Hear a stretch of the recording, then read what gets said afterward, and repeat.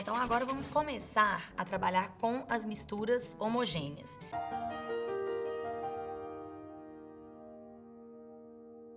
Então, para escolher um método adequado para a separação de uma mistura homogênea, eu tenho que pensar qual que é a propriedade que diferencia mais os componentes. Se é a temperatura de fusão, se é a temperatura de ebulição. Isso vai depender do estado físico.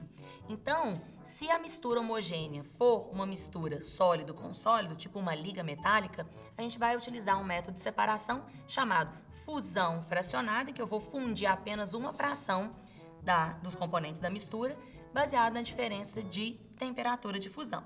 Vamos ver como que a gente pode fazer isso aqui.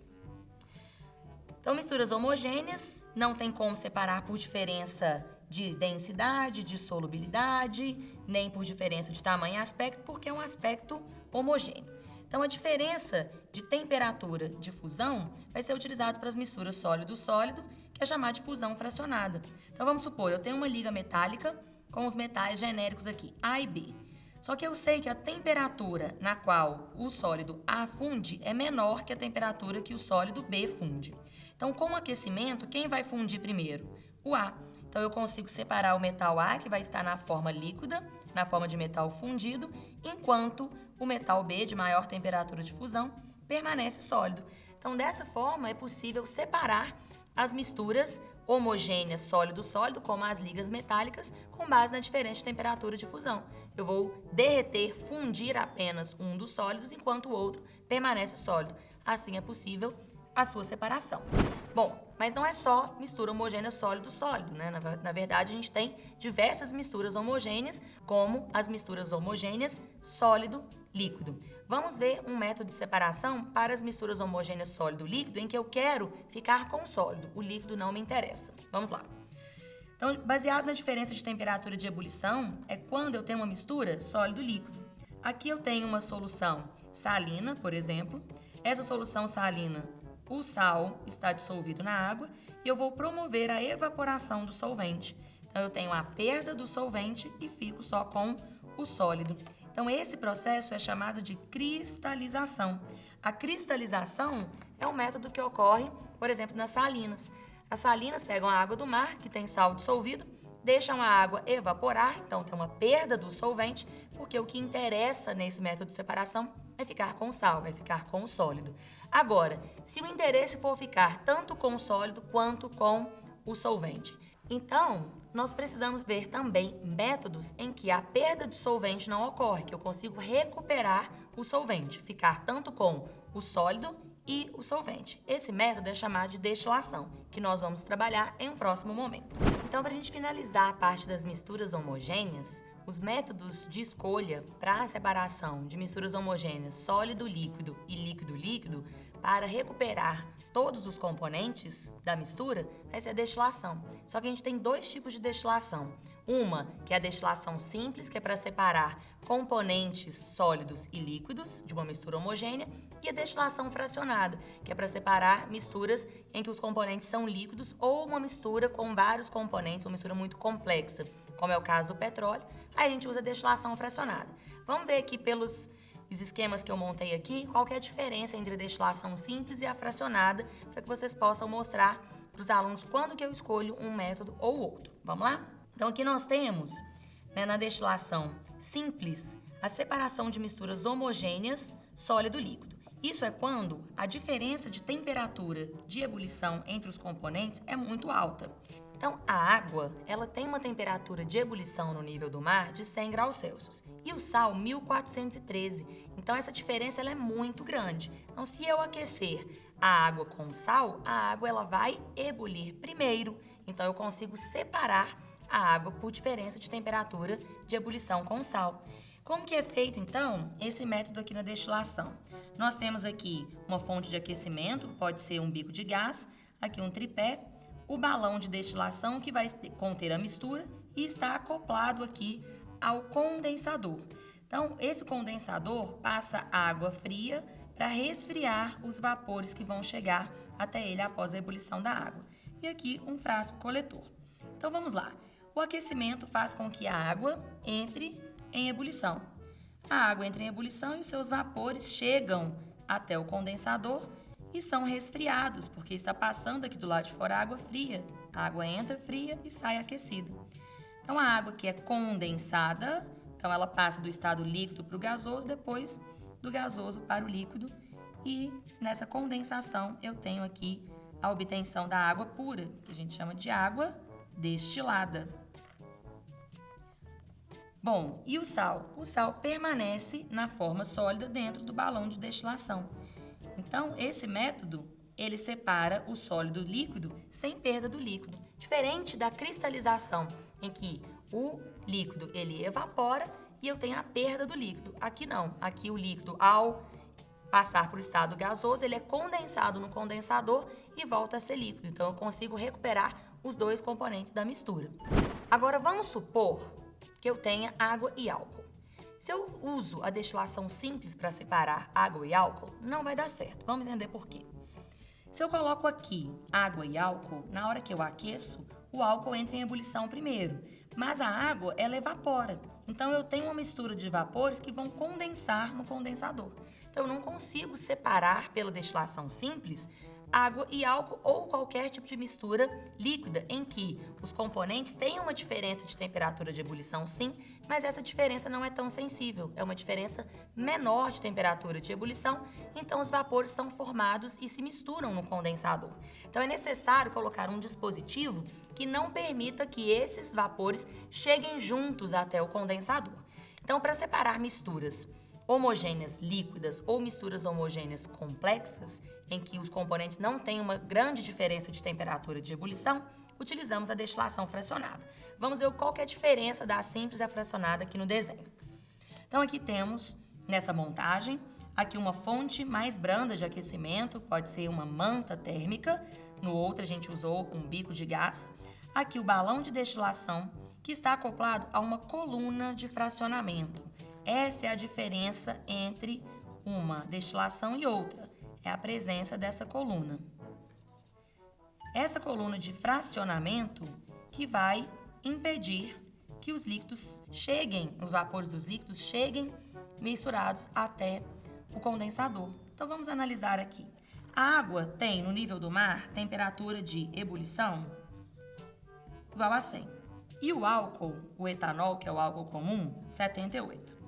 Então, a diferença de temperatura de ebulição existe, mas ela é uma diferença pequena quando eu comparo com líquidos e sólidos. E os líquidos, em qualquer temperatura, eles evaporam.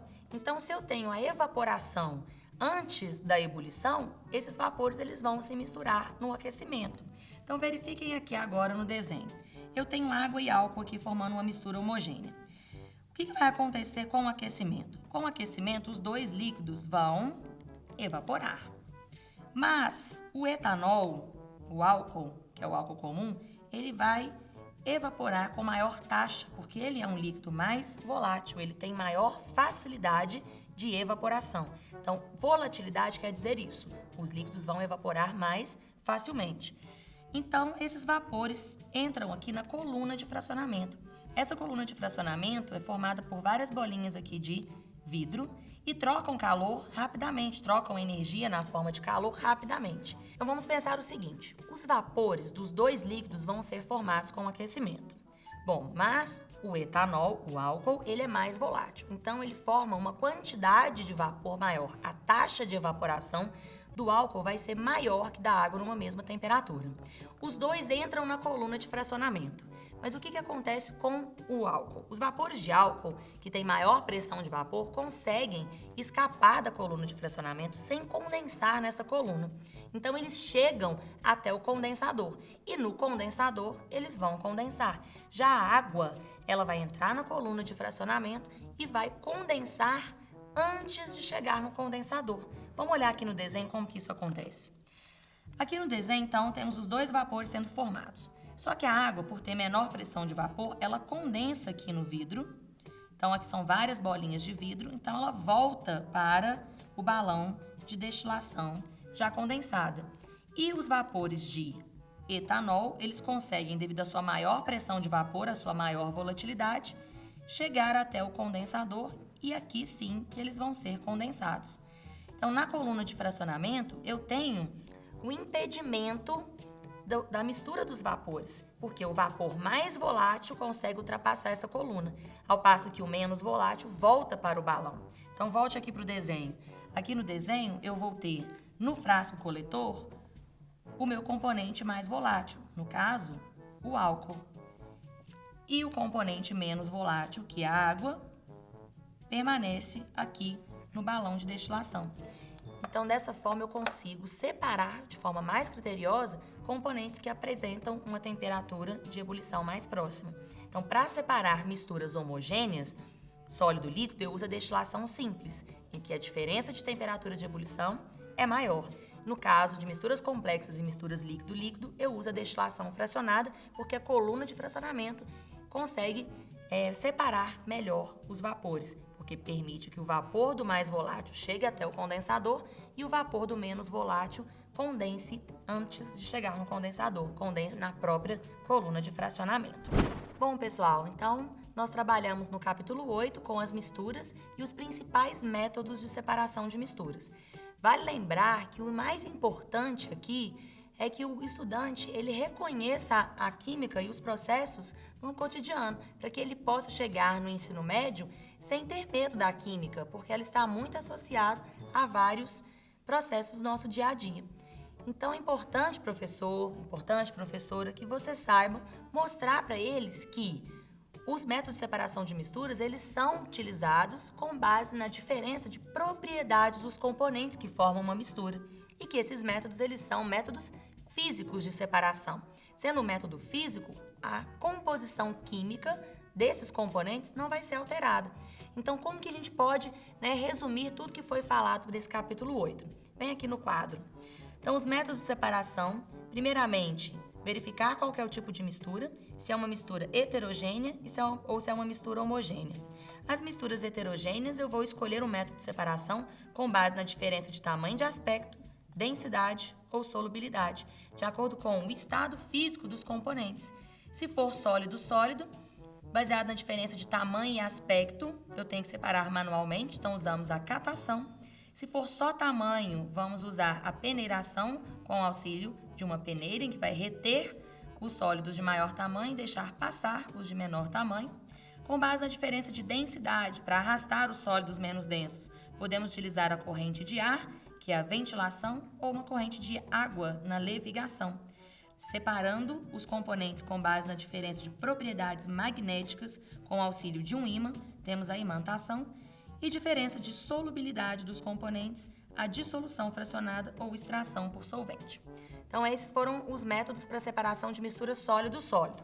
Agora, se for sólido-líquido, podemos utilizar a filtração para separar componentes sólidos retidos em um filtro, a decantação com base na diferença de densidade e a centrifugação, que nada mais é que uma decantação acelerada.